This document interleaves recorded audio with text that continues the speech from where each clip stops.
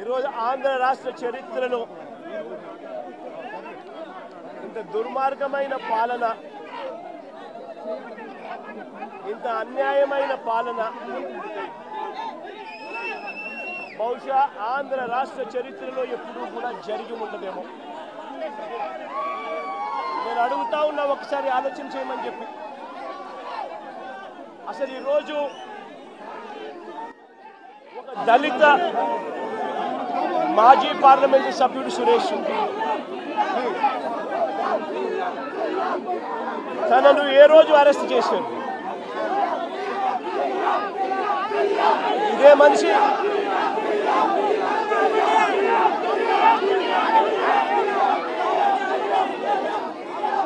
నాలుగో తారీఖున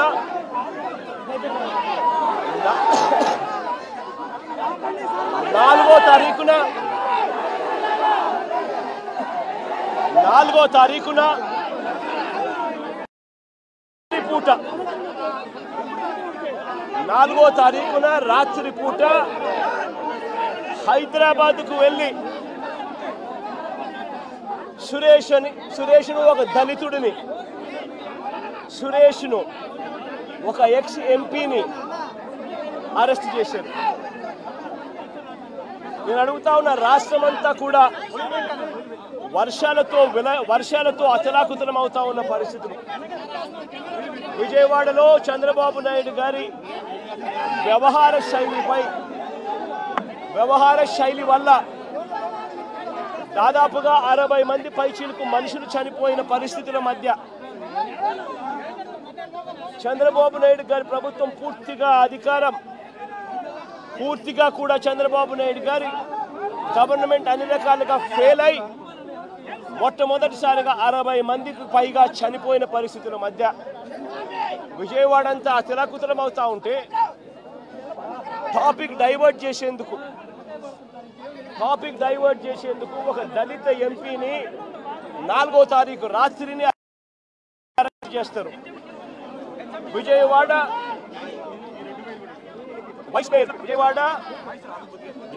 deputy మేయర్ను arrest చేస్తారు.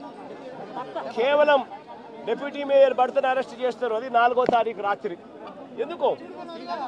ఎందుకంటే ఇక్కడ చంద్రబాబు నాయుడు గారు పూర్తిగా ఫెయిల్ అయిపోయిన పరిస్థితుల్లో, 60 మంది చనిపోయిన పరిస్థితుల్లో చంద్రబాబు నాయుడు గారి గవర్నెన్స్ ఫెయిలియర్ను దారి మళ్లించేందుకు, డైవర్ట్ చేసేందుకు అరెస్ట్ చేస్తారు. అసలు ఈ కేసుకు సంబంధించి పూర్వాపరాలు చూస్తే, ఈ కేసుకు సంబంధించి 3 సంవత్సరాల పైచిలకు 3-4 సంవత్సరాల కిందట జరిగిన ఈ కార్యక్రమం, ఈ ఘటన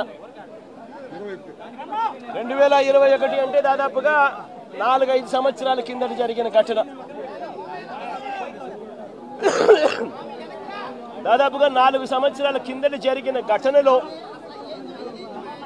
ఈరోజు టాపిక్ డైవర్ట్ చేసేందుకు 4వ తారీఖు రాత్రిన సురేష్ను, దళిత ఎంపీని, విజయవాడ డిప్యూటీ మేయర్ భర్తను అరెస్ట్ చేస్తారు. నేను అడుగుతా ఉన్నా, సూటిగా నేను ఒక ప్రశ్న అడుగుతా ఉన్నా. ఆ రోజు ఏం జరిగింది? తెలుగుదేశం పార్టీకి సంబంధించిన అఫీషియల్ స్పోక్స్ పర్సన్ పట్టాభి అనే వ్యక్తి ఆ రోజు సిట్టింగ్ ముఖ్యమంత్రిగా ఉన్న అప్పట్లో సిట్టింగ్ ముఖ్యమంత్రిగా ఉన్న వ్యక్తిని బోసుడీకే అని తిట్టాడు. బోసుడీకే అంటే ఏమిటో తెలుసా? తెలుగుదేశం పార్టీ కార్యాలయంలో తెలుగుదేశం పార్టీ అధికార ప్రతినిధి ముఖ్యమంత్రిని ఆ రోజు అన్న మాట లంజా కొడక అని.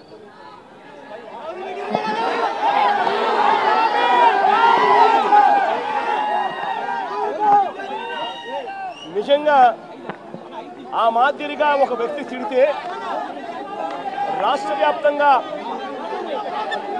ఆ ముఖ్యమంత్రిని ప్రేమించే వాళ్ళు, వైఎస్ఆర్ కాంగ్రెస్ పార్టీని అభిమానించే వాళ్ళు, రాష్ట్ర వ్యాప్తంగా ఉన్న వాళ్ళందరికీ కూడా కడుపు మండగా ఎవరైనా చెబితేనే వాళ్ళు వచ్చి చేస్తారా? కడుపు మండిన వాళ్ళు ఈ అన్యాయాన్ని చూడాలనుకునే వాళ్ళు, చూడకూడదు అని అనుకునే వాళ్ళు కొంతమంది తెలుగుదేశం పార్టీ ఆఫీస్ దగ్గరికి వెళ్ళి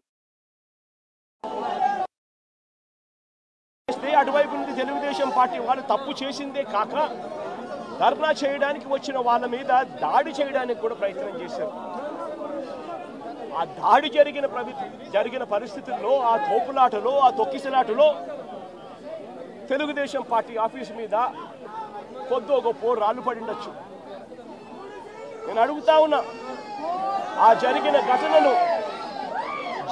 ఘటనను ముఖ్యమంత్రిగా నన్ను అన్నా కూడా నేను చంద్రబాబు నాయుడు గారి మీద కక్ష సాధింపు చర్యతో వ్యవహరించాల. రాళ్ళు పడినాయి అని చెప్పి ఎప్పుడైతే తెలిసిందో వెంటనే అటువంటి ఆ ఘటనకు పోయిన వాళ్ళందరినీ కూడా ఎవరెవరు పోయారు అని చెప్పి ఆధారాలు చూసి, అక్కడ ఉన్న సీసీ కెమెరాలో, అక్కడ ఉన్న ఒక్కొక్క సెల్ ఫోన్ లొకేషన్స్, ఇవన్నీ ఆధారాల మేరకు చూసుకొని ఎవరెవరైతే పోయారో వాళ్ళందరినీ కూడా 41A ఇచ్చి వాళ్ళందరినీ కూడా అరెస్ట్ చూపించి కోర్టులో ప్రొడ్యూస్ చేయడం కూడా జరిగింది. ఎందుకంటే 7 ఏళ్ల లోపు ఉన్న కేసు ఇది. శిక్షా కాల పరిమితి 7 ఏళ్ల లోపు ఉన్న శిక్షా కాల పరిమితి ఉన్న కేసు ఇది. కాబట్టి దీంట్లో అరెస్ట్ చేయడం అన్నది it does not serve the purpose. కాబట్టి 41A ఇచ్చి కోర్టుకు హాజరుపరచడం కూడా జరిగింది. మన ఇంత నిబద్ధతతో ఆ రోజు మేము అడుగులు వేసాం. ఇంత నిబద్ధతతో ఆ రోజు నిబద్ధతతో అడుగులు వేసి వాళ్ళందరినీ కూడా హాజరుపరిచి 41A కింద వాళ్ళందరికీ కూడా నోటీసులు ఇచ్చి వాళ్ళందరినీ కూడా కోర్టు ప్రొడ్యూస్ చేశారు. నేను అడుగుతా ఉన్నా, ఈరోజు సురేష్ కానీ లేకపోతే వీళ్ళు అరెస్ట్ చేసిన డిప్యూటీ మేయర్ హస్బెండ్ కానీ వీళ్ళల్లో ఏ ఒక్కరైనా కూడా ఆ రోజు కనీసం లొకేషన్లో ఉన్నారా? వీళ్ళ సెల్ ఫోన్లు ఎక్కడున్నాయో ట్యాగ్ చేస్తే తెలీదా? తెలుగుదేశం పార్టీ ఆఫీసులో సీసీ కెమెరాలు ఉండవా? ఆ సీసీ కెమెరాల ఫుటేజ్ చూస్తే తెలీదా? మరి అలాంటప్పుడు వీళ్ళెవరూ లేనప్పుడు 4 ఏళ్ల తర్వాత జరిగిన ఘటనలో మీరు ఇష్టం వచ్చినట్టుగా ఇప్పుడు మళ్ళీ దాన్ని తవ్వి దాంట్లో ఫాల్స్ విట్నెస్లని జోడు చేసి దాంట్లో ఉన్న వాళ్ళందరినీ భయపడిచి ప్రలోభాలు పెట్టి వాళ్ళతో లేనిపోని పేర్లన్నీ రాయిచ్చేసి నీ ఇష్టం వచ్చినట్టుగా నువ్వు అరెస్టులు చేయడం మొదలు పెడతా ఉన్నావు. రాష్ట్ర వ్యాప్తంగా కూడా ఇదే జరుగుతూ ఉంది. ఈ ఒక్క కేసే కాదు, ఇదే మాదిరిగానే రాష్ట్ర వ్యాప్తంగా కూడా జరుగుతూ ఉన్నాయి. పోలీసులు ఏ స్థాయికి దిగజారిపోతా ఉన్నారు అని అంటే, అటువంటి పాత కేసులలో కావాలని వీళ్ళే తప్పుడు సాక్ష్యాలు క్రియేట్ చేస్తూ ఉన్నారు. విట్నెస్లను వీళ్ళే బెదిరించి, వీళ్ళే ప్రలోభపెట్టి, వీళ్ళే తప్పుడు పేర్లు ఇరికిచ్చి, వీళ్ళే కేసుల్లోకి తీసుకొచ్చే కార్యక్రమం చేస్తూ ఉన్నారు. నేను అడుగుతా ఉన్నది ఒకటి, ఒక తప్పుడు సాంప్రదాయానికి మీరు నాంది పలుకుతా ఉన్నారు. ఇదే గన కొనసాగితే నేను చెప్తా ఉన్నా, మీ ప్రభుత్వం ఎల్లకాలం ఉండదు.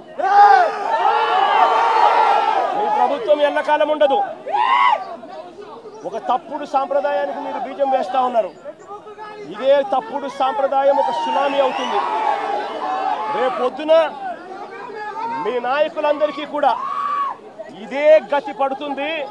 ఇదే జైల్లోనే మీరంతా కూడా ఉంటారు. ఇది కూడా గమనించుకోండి అని చెప్తా ఉన్నా. ఒక తప్పుడు సాంప్రదాయానికి మీరు నాంది పలుకుతా ఉన్నారు.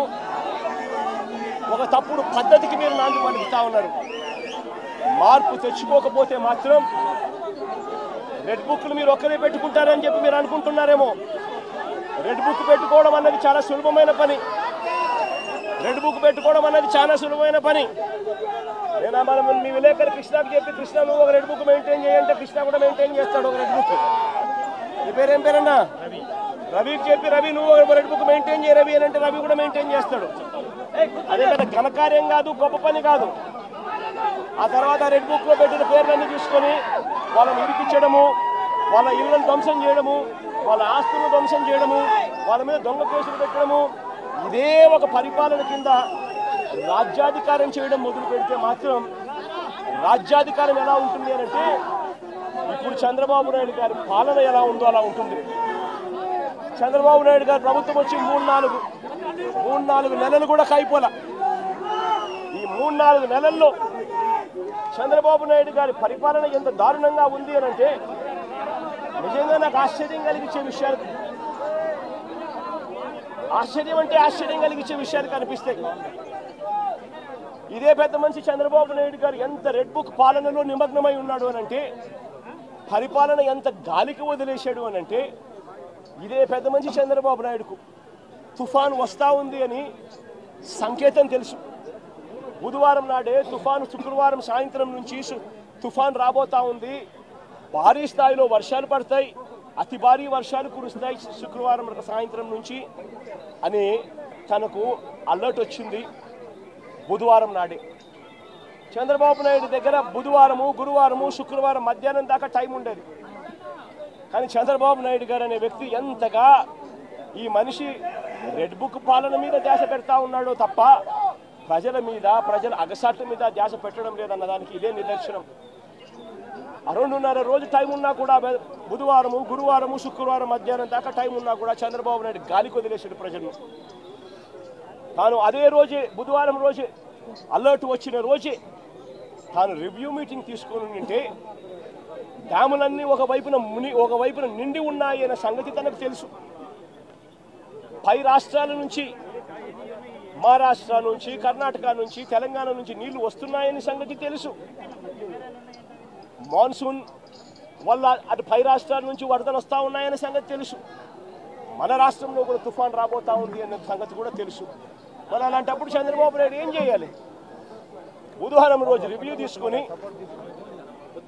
రెవెన్యూ సెక్రటరీని, చీఫ్ సెక్రటరీని, ఇరిగేషన్ సెక్రటరీని, హోమ్ సెక్రటరీని వీళ్ళందరినీ కూడా పిలిచే కార్యక్రమం చేయాలి.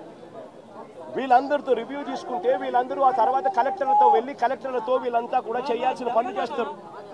ఇరిగేషన్ సెక్రటరీ ఉన్న డ్యాములను ఖాళీ చేయిస్తాడు. శ్రీశైలంలోను, నాగార్జున సాగర్లోను, పులిచింతల్లోను 3 డ్యాముల్లోనూ కనీసం ప్రతి డ్యామ్లోనూ ఒక 25-30 టీఎంసీలు తగ్గించుకుంటూ వచ్చి కనీసం ఒక 80-90 టీఎంసీలు మేరకు తగ్గించి ఈ 3 డ్యాముల్లో కలిపి ఒక ఫ్లడ్ కుషన్ మెయింటైన్ చేస్తాడు ఇరిగేషన్ సెక్రటరీ. దానివల్ల పైనుంచి వచ్చే నీళ్లను, ఇతర రాష్ట్రాల నుంచి వచ్చే నీళ్లను, ఈ ఫ్లడ్ కుషన్ ఉంది కాబట్టి నీళ్లను అక్కడే ఆపిండొచ్చు. రెవెన్యూ సెక్రటరీ వెంటనే రిలీఫ్ క్యాంపులు ఏర్పాటు చేస్తాడు. ఆ రిలీఫ్ క్యాంపుల్లో ఏర్పాట్లు బాగున్నాయా లేదా, రిలీఫ్ క్యాంపులు ఎక్కడున్నాయి, ఎక్కడ పెట్టాలి, ఆ రిలీఫ్ క్యాంపుల్లో ఏర్పాట్లను పర్యవేక్షిస్తాడు రెవెన్యూ సెక్రటరీ. హోమ్ సెక్రటరీ లోతట్టు ప్రాంతంలో ఉన్న వాళ్ళందరికీ ఇన్ఫార్మ్ చేసి వాళ్ళందరికీ కూడా చెప్పి ఇలా తుఫాన్ రాబోతా ఉంది అని చెప్పి వాళ్ళందరినీ షిఫ్ట్ చేసే కార్యక్రమం హోమ్ సెక్రటరీ చేయిస్తాడు. మరి నేను అడుగుతా ఉన్నా, ఇదే పెద్ద మంచి చంద్రబాబు నాయుడు ఇవన్నీ చేశాడా అని అడుగుతా ఉన్నా. మరి ఇవన్నీ ఎందుకు చేయలేదు చంద్రబాబు అని అడుగుతా ఉన్నా. ఇవన్నీ చేయకపోవడం వల్ల, ఫ్లడ్ కుషన్ ఏర్పాటు చేయకపోవడం వల్ల ఆ నీళ్లు పై నుంచి వచ్చే నీళ్లు, కింద పులిచింతల కింద దిగువన వచ్చే నీళ్లు, ఈ 2 నీళ్లు కలిసి ఒక ప్రళయంగా ఏర్పడి చివరికి బుడమేరును కూడా, కృష్ణానదికి పోవాల్సిన బుడమేరును కూడా తన ఇంటిని రక్షించుకునేందుకు బుడమేరులో కూడా అర్ధరాత్రి దాటిన తర్వాత ప్రజలకు నోటీస్ ఇవ్వకుండా, ప్రజలకు సమాచారం ఇవ్వకుండా బుడమేరులో గేట్లను కూడా ఎత్తేసి విజయవాడలోకి నీళ్ళు పూర్తిగా పంపించడం జరిగింది. నేను అడుగుతా ఉన్నా, చంద్రబాబు నాయుడు చేసిన ఈ దుశ్చర్యకు, చంద్రబాబు నాయుడు చేసిన ఈ తప్పుడు పనికి ఏకంగా 60 మంది పైచిలకు చనిపోయినారు. ఇంకా ఎక్కువ మంది చనిపోయి ఉండొచ్చు. రిపోర్ట్లు వస్తూ ఉన్నాయి. ఈ 60 మంది ఇంతకుముందు ఎప్పుడైనా తుఫాను వచ్చినప్పుడు 60 మంది చనిపోయిన ఘటన ఎప్పుడైనా మనం చూసామా? 60 మంది ఏకంగా పైన మనుషులు చనిపోతే ఇది చంద్రబాబు నాయుడు చేసిన తప్పిదం కాదా? చంద్రబాబు నాయుడు మీద కేసు చంద్రబాబు నాయుడు గారి మీద నెగ్లిజెన్స్ కేసు అనేది ఎందుకు నమోదు చేయకూడదు అని అడుగుతా ఉన్నా. చంద్రబాబు నాయుడు గారు అనే వ్యక్తి వల్ల 60 మంది చనిపోయిన తర్వాత ఆ వ్యక్తి రివ్యూ తీసుకోకపోవడం వల్ల, ఆ వ్యక్తి చెప్పాల్సిన ఆదేశాలు చెప్పకపోవడం వల్ల, ప్రజలకు ఇవ్వాల్సిన ఇన్ఫర్మేషన్ ఇవ్వకపోవడం వల్ల, ప్రజలను అలర్ట్ చేయాల్సిన కార్యక్రమం చేయకపోవడం వల్ల, పైన ఫ్లడ్ కుషన్ పెట్టకపోవడం వల్ల, రిలీఫ్ క్యాంపులు ఏర్పాటు చేయకపోవడం వల్ల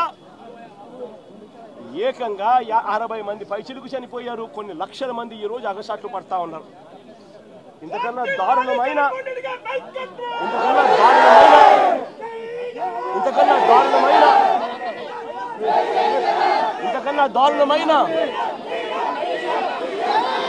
దారుణమైన పరిపాలన ఎక్కడైనా ఉంటుందా అని అడుగుతా ఉన్నా.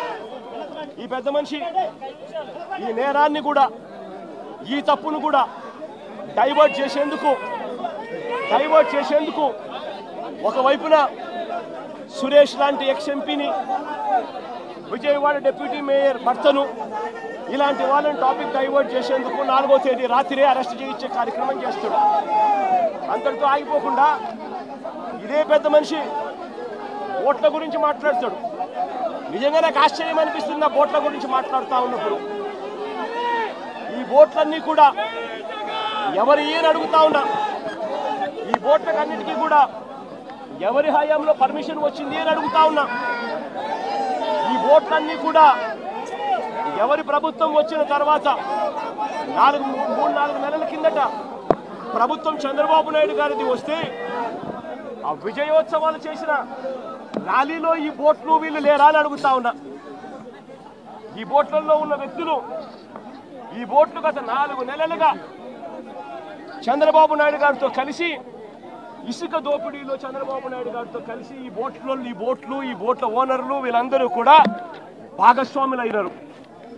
భాగస్వాములు కావడమే కాకుండా చంద్రబాబు నాయుడు గారు గెలిచినప్పుడు ఈ బోట్లతో విజయోత్సవాలు చేసుకున్నారు. ఇదే బోట్ల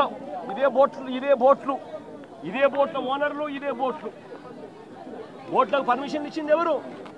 చంద్రబాబు నాయుడు గారి హయాంలో. ఎవరు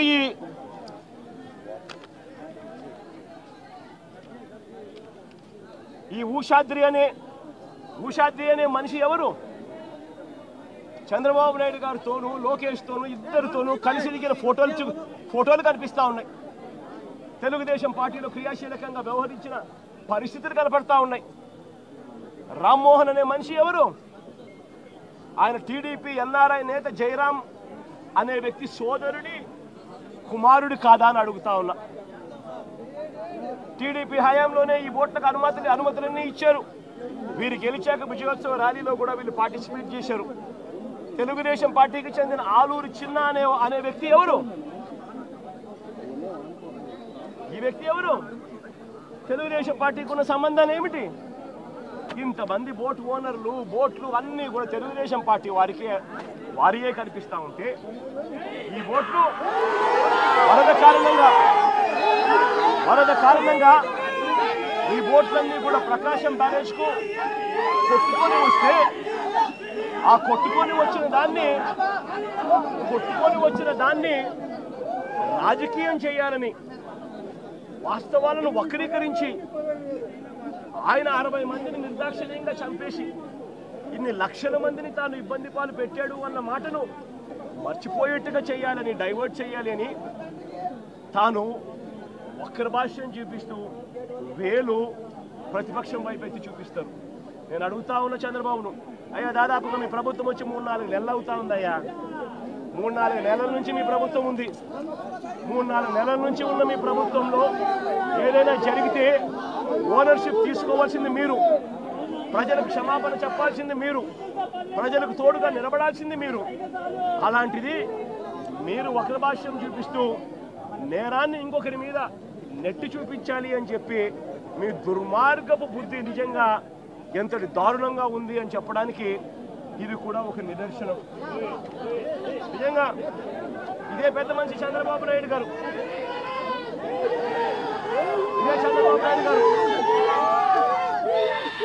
ఏ రకమైన రాక్షస పాలన చేస్తా ఉన్నాడు, ఏ రకంగా ఈనాడు అనే దినపత్రిక, ఏనాడు ఆంధ్రజ్యోతి, ఏనాడు TV5 ఇవన్నీ కూడా చంద్రబాబు నాయుడు గారిని ఎలా గోబెల్స్ మాదిరిగా ఎలా మోస్తున్నారో చెప్పడానికి కూడా ఒక చిన్న ఉదాహరణ ఈరోజు ఈనాడులో వచ్చింది.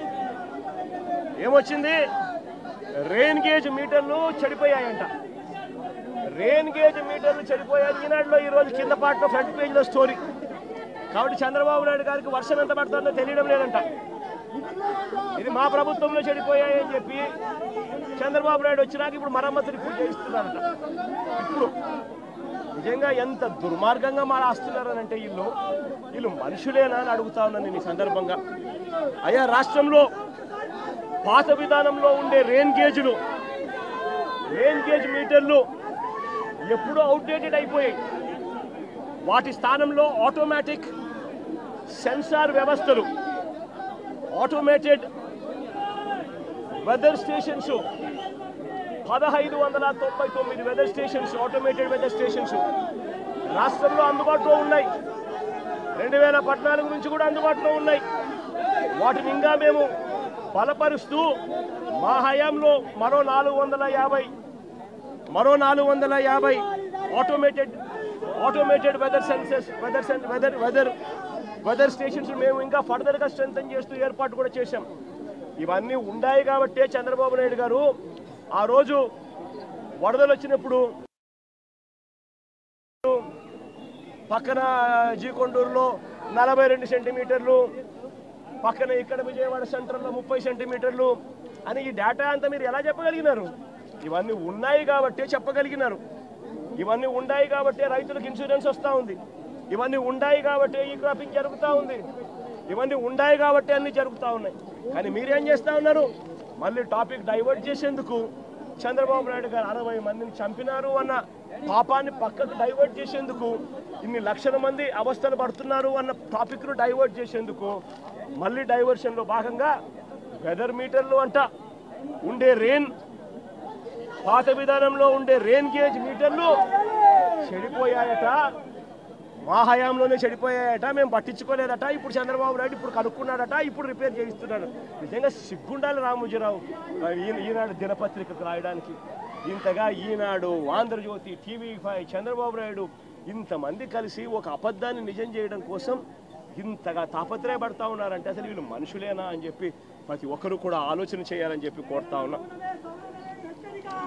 నేను ఇవాళ చెప్తా ఉన్నా ఎంత దారుణంగా ఉంది వీళ్ళ పాలన అంటే, నిన్న పెదకూరుపాడు నియోజకవర్గంలో జరిగిన ఘటన, మా ఎక్స్ఎమ్మెల్యే శంకర్రావు, పెదకూరుపాడు ఎక్స్ఎమ్మెల్యే శంకర్రావు అన్న పెదకూరుపాడులో ఈ విపత్తు వల్ల, వరదల విపత్తు వల్ల జరిగిన నష్టాల్లో పాలు పంచుకుంటూ రైతులకు, ప్రజలకు తోడుగా ఉండేందుకు తాను బయలుదేరుతా ఉంటే తాను వెళ్లకుండా కారును అడ్డగించి, ఒక ఎమ్మెల్యే కారును, ఎక్స్ఎమ్మెల్యే కారును అడ్డగించి ఆ కారును పగలగొడతారు. తాను వరద బాధితులను చూడకూడదట, వరద ప్రాంతాన్ని తాను పరామర్శించకూడదట. నిజంగా వాళ్ళు అనుకుంటా ఉన్నారు ఇలా ఎవరూ కూడా పోకూడదు, ఇలా ఎవరూ కూడా చూడకూడదు, ఇలా ఎవరూ కూడా మాట్లాడకూడదు. ఇలా జరిగింది అని అంటే చంద్రబాబు నాయుడు గారి హయాంలో జరిగిన ఈ తప్పిదాలు బయటికి రావు అని వీళ్ళు అనుకుంటున్నారు. అయ్యా చంద్రబాబు, ఇవన్నీ తాత్కాలికమే. నష్టం జరిగింది ప్రజలకు, కష్టం వచ్చింది ప్రజలకు, దెబ్బ తగిలింది ప్రజలకు, నొప్పి కలిగేది ప్రజలకు. ఆ ప్రజలు చంద్రబాబు నాయుడు చేస్తూ ఉన్న ఈ తప్పులను ఒకదానికి ఒకటి యాడ్ చేసుకుంటూ పోతా ఉన్నారు. యాడ్ చేసుకుంటూ పోయి శిశుపాలని పాపాల మాదిరిగా మీ 100 తప్పులు కూడా వేగంగా ముందుకు పడతా ఉన్నాయి అడుగులు. మీరు భూస్థాపితమైపోయే రోజులు కూడా త్వరలోనే వస్తూ ఉన్నాయి. మీరు మీ పార్టీని కూడా గుర్తుపెట్టుకోమని కోరుతా ఉన్నా. ఇక్కడ నుంచి సామిరెడ్డి అని ఇదే పెదకూరుపాడు నియోజకవర్గానికి సంబంధించిన మరో నాయకుడు సామిరెడ్డి విషయంలో పరామర్శించడానికి పోతా ఉన్నా. తాను గతంలో మార్కెట్ యార్డ్ చైర్మన్గా చేసిన వ్యక్తిని కారు అడ్డగించి, కారు ఆపి తన కాళ్ళు తన చేతులు రెండు కూడా రాడ్లతో కొట్టి చనిపోయాడు అని చెప్పి తనను వదిలేసి వెళ్ళిపోయిన ఘటనలో తనను పరామర్శించడానికి పోతా ఉన్నా. నిజంగా ఏం జరుగుతూ ఉంది? టాపిక్లన్నీ కూడా ఎవరు కూడా జెండా పట్టుకోకూడదు, ప్రజలెవరూ నిలదీయకూడదు. చంద్రబాబు నాయుడు గారు అనే వ్యక్తి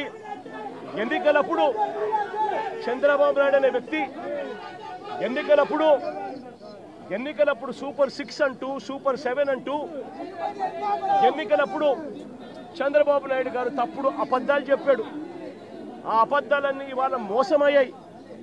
మోసంలో నుంచి ప్రజలు ఈరోజు కోపం, ప్రజలకు ఈరోజు ఆ మోసం నుంచి ప్రజలు కోపంతో ఈరోజు బయటికి రోడ్ల మీదకి రాకూడదు అని వైఎస్ఆర్సీపీ శ్రేణులు రోడ్ల మీదకి ప్రజలకు మద్దతు తెలుపుతూ రాకూడదు అని ఈ మాదిరిగా ఒక దుర్మార్గపు అగాత్యాల పాలన చేస్తూ ఉన్నారు. నేను అడుగుతా ఉన్నా ఇదే చంద్రబాబు నాయుడు గారిని, దాదాపుగా 3.5 నెలలు దాటుతా ఉంది. ఏమైనా మీ సూపర్ 6లను అడుగుతా ఉన్నా, ఏమైనా మీ సూపర్ 7లను అడుగుతా ఉన్నాను. ఇదే పెద్ద మనిషి చంద్రబాబు నాయుడు గారు, ఇదే జగన్ ముఖ్యమంత్రిగా ఉండింటే, వైఎస్ఆర్సీపీ ప్రభుత్వం ఈ పాటికే ఉండింటే రైతులందరికీ కూడా ఈ పాటికి రైతు భరోసా సొమ్ముబడి ఉండేది, రైతులందరికీ కూడా ఉచితంగా ఇన్సూరెన్స్ అందుండేది. రైతులందరికీ కూడా ఎందుకు ఈ విపత్తులు వచ్చాయి? ఈ విపత్తులు వచ్చి ఇంత పంట నష్టం జరుగుతూ ఉంది. ఎక్కడన్నా ఒక్క గ్రామ సచివాలయంలో కానీ కనీసం వీళ్ళంతా కానీ ఆ గ్రామ సచివాలయంలో లిస్టులు పెట్టి సోషల్ ఆడిట్ చేసి ఎవరికైనా ఇంకా మిగిలిపోయి ఉన్నారా, అందరి వచ్చినాయా, అన్ని ఊర్లు నమోదైనాయా అని చెప్పి చూసే కార్యక్రమం కనీసం జరుగుతూ ఉందా లేదా అని అడుగుతా ఉన్నా. సోషల్ ఆడిట్లు గాలికి ఎగిరిపోయాయి. గ్రామ సచివాలయంలో పారదర్శకంగా లిస్టులు పెట్టే కార్యక్రమం గాలికి ఎగిరిపోయింది. రాని వాళ్ళు ఎవరైనా కూడా నమోదు చేసుకోండి అని అడిగే ప్రక్రియ గాలికి ఎగిరిపోయింది. ఈరోజు గవర్నెన్స్లో రైతులకు పెట్టుబడి సహాయం లేదు, రైతులకు ఫ్రీ ఉచిత ఇన్సూరెన్స్ లేదు, రైతులకు ఈ క్రాప్ లేదు. ఇలాంటి కెలామిటీ వస్తే, ఇలాంటి విపత్తు వస్తే కనీసం రైతులను పారదర్శకంగా ఆదుకునే కార్యక్రమం కూడా లేదు. ఈరోజు నిజంగా ఆరోగ్యశ్రీ పరిస్థితి చూస్తే జనవరి నుంచి మామూలుగా జనవరిలో ఏదైనా హాస్పిటల్స్ బిల్స్ వస్తే ఫిబ్రవరిలో ఆరోగ్యశ్రీ ట్రస్ట్ ప్రాసెస్ చేసి మార్చిలో బిల్స్ ఇస్తారు. మార్చి 16న కోడ్ వచ్చింది. ఇక అంతే. జనవరి నుంచి ఇప్పటిదాకా 2,000 కోట్లు పైచిలుకు దాటాయి Aarogyasri network bill hospitals bill. ఇంతవరకు ఇచ్చిన పాపాన పోల. ఆరోగ్య ఆసరా అటకెక్కిచ్చేశారు. 104, 108 మన ఎంప్లాయీస్కి సంబంధించి మొన్న అడుగుతూ ఉంటే సార్ ఈ ప్రభుత్వం వచ్చిన తర్వాత మాకు జీతాలు లేదు సార్ అని చెప్తా ఉన్నారు.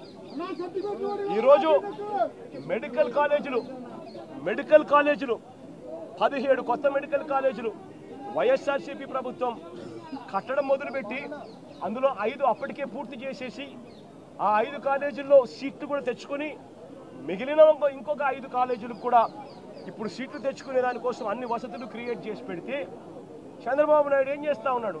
డబ్బుల కోసం మెడికల్ కాలేజీను స్కాముల కింద మార్చేసి తనకు కావాల్సిన వాళ్ళ కోసం మెడికల్ కాలేజీలు అవ్వేసే కార్యక్రమం చేస్తూ ఉన్నాడు.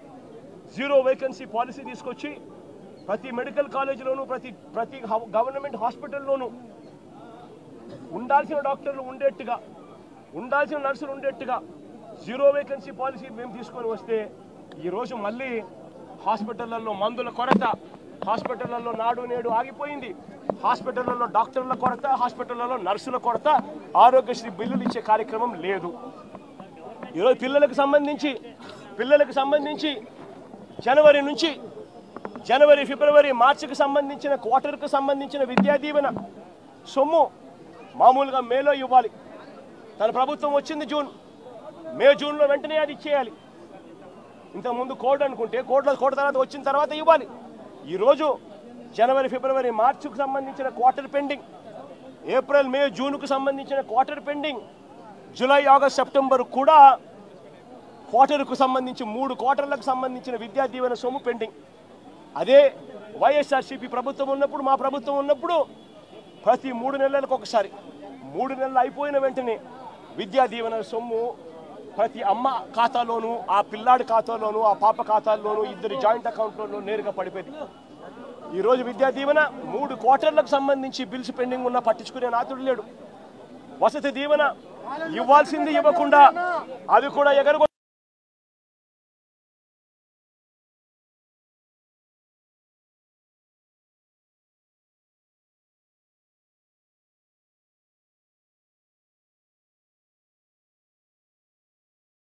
పంపించేట్టుగా అమ్మఒడి అనే సొమ్ముతో తల్లి ఖాతాల్లోకి నేరుగా పడిపోయే పరిస్థితి గతంలో వైఎస్ఆర్సీపీ ప్రభుత్వం.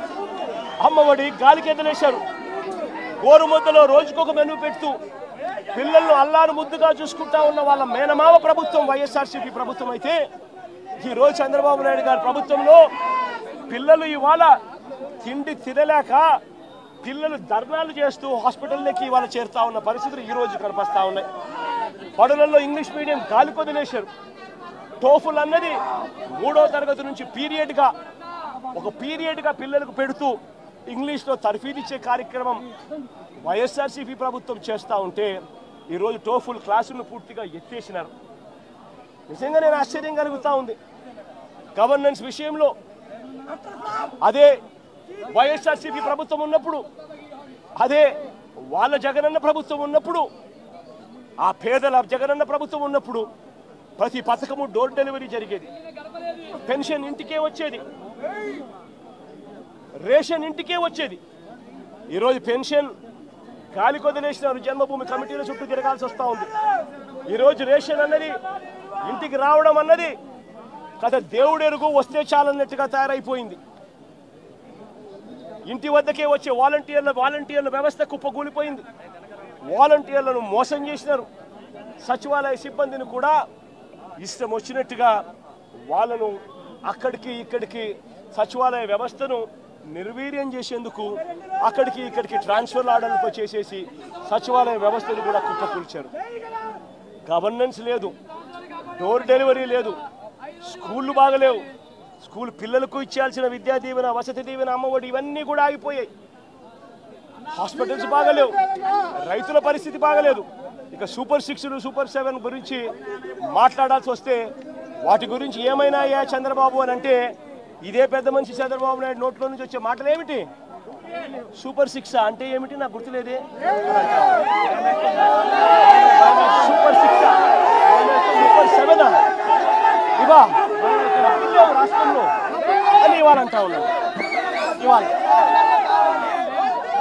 నిజంగా ఇదే పెద్ద మనిషి చంద్రబాబు నాయుడు అడుగుతాను, ఎన్నికలప్పుడు ఈ పెద్ద మనిషి చంద్రబాబు నాయుడు గారు అన్న మాటలు ఏమిటి?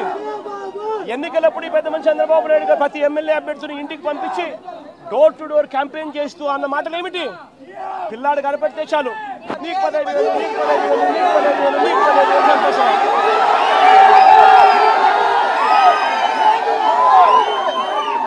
ఇంట్లో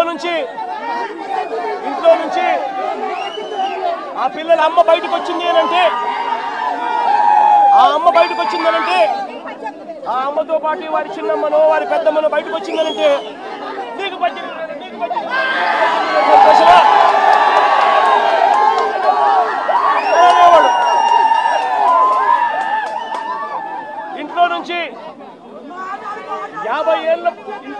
50 ఏళ్ళ పైచిలుకు ఉన్న మహిళ బయటకు వస్తే చాలు, ఇంట్లో నుంచి 50 ఏళ్ళు పైచిలుకు ఉన్న మహిళ బయటకు వస్తే చాలు, జగనన్న చేయూత కింద ఇచ్చింది కేవలం 18,000. చంద్రన్న వస్తున్నాడు, మీకు సంవత్సరానికి 48,000 ఇస్తాడు, మీకు సంతోషం.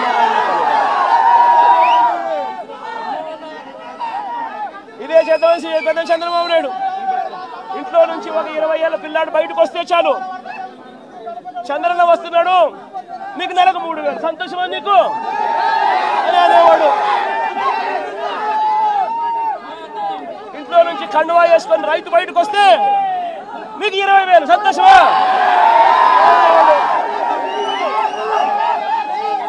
నేను అడుగుతా ఉన్నా, సూపర్ 6 అన్నావు, సూపర్ 7 అన్నావు, ఇంటికి వెళ్ళి అబద్ధాలు చెప్పావు, మోసం చేస్తా ఉన్నావు. మోసంలో నుంచి కోపం పుడతా ఉంది. ఆ కోపంలో ప్రజలు రోడ్డు ఎక్కకూడదు అని చెప్పి, ప్రజల తరపున ఎవరు ఉండకూడదు అని చెప్పి ఎంతటి దుర్మార్గంగా కేసులు పెడతా ఉన్నారు, ఎంత దుర్మార్గంగా పోలీసు వ్యవస్థను మీరు వాడుకుంటా ఉన్నారు.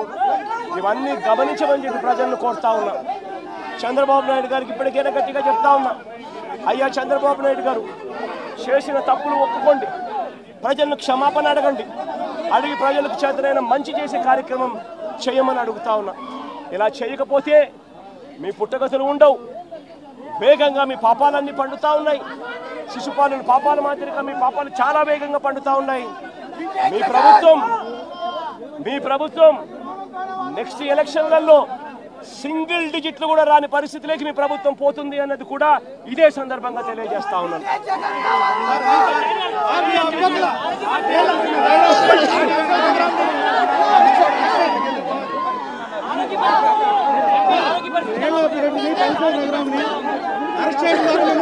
పార్టీ కార్యాలయం మీద మిమ్మల్ని భయపెట్టాలని చూస్తున్నారు.